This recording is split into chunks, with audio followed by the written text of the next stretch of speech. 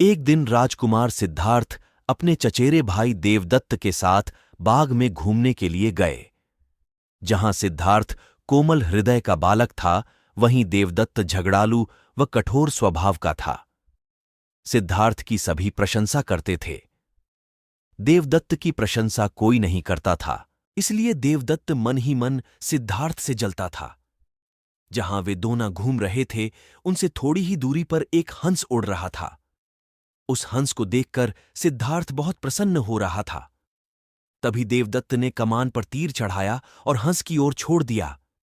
तीर सीधा जाकर हंस को लगा। वह घायल हो गया और छटपटाकर नीचे गिर पड़ा। सिद्धार्थ ने दौड़कर उस घायल हंस को उठाया। उसने हंस के घायल शरीर से बह रहे लहू को साफ किया और उसे पानी पिलाया। तभी देवदत्त वहां आ पहुंचा। उसने क्रोध से सिद्धार्थ की ओर देखा और बोला, इस हंस को चुपचाप मुझे दे दो सिद्धार्थ, इसे मैंने तीर मारकर नीचे गिराया है। नहीं, सिद्धार्थ ने हंस की पीठ सहलाते हुए उत्तर दिया, मैं इस हंस को तुम्हें नहीं दे सकता। तुम निर्दयी हो, तुमने इस निर्दोष हंस पर तीर चलाया है। यदि मैं इसे न बचाता तो इस बेचारे की जान चली जाती। देखो सिद्धार्थ, देवदत्त उसे घुरकर बोला, यह हंस मेरा है। इसे मैंने तीर मारकर नीचे गिराया है। इसे चुपचाप मुझे दे दो।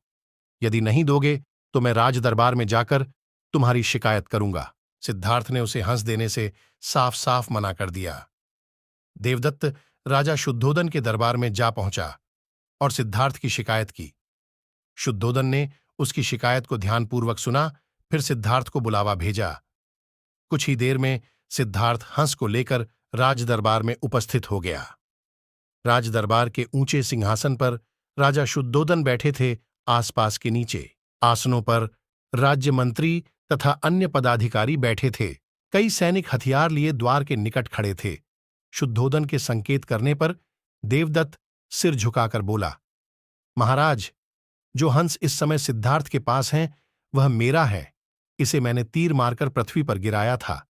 सिद्धार्थ ने इसे उठाकर इस पर अपना अधिकार कर लिया है। यह हंस मेरा है, कृपया इसे मुझे दिलाया जाए। राजा शुद्धोदन ने सिद्धार्थ की ओर देखा और बोलने की ओर संकेत दिया। सिद्धार्थ ने सिर झुकाकर शांत स्वर में कहा, महाराज, यह हंस निर्दोष है। यह बिना किसी को कोई कष्ट दिए उड़ा जा रहा था। देवदत्त ने इसे तीर मारकर घायल कर दिया।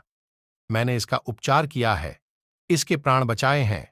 मैं समझता हूं कि प्राण लेने वाले से अधिक प्राण बचाने वाले का अधिकार होता है। मैं आपसे प्रार्थना करता हूं कि यह हंस मेरे पास ही रहने दिया जाए। मैं इसे बिल्कुल स्वस्थ करके आकाश में उड़ा देना चाहता हूं। शुद्धोदन ने अपने सभासदों से विचार विमर्श किया। वे सभी एक ही स्वर में बोले, महाराज, राजकुमार सिद्धार्थ का कहना बिल्कुल ठीक है।